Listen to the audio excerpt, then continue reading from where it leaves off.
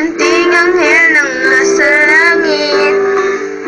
Bakit di natin ingapin at mahalin? Siya'y pagpapalan na mula sa langit.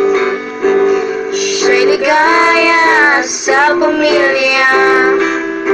Lakas ng ama at ina niya. Hindi niya'y pumapawi sa ating damdamin. Munting anghel na maituturing.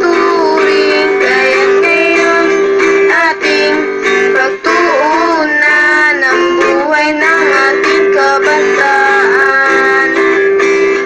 Pag-asa sila ng ating bayan patungo sa ating kaunlaran.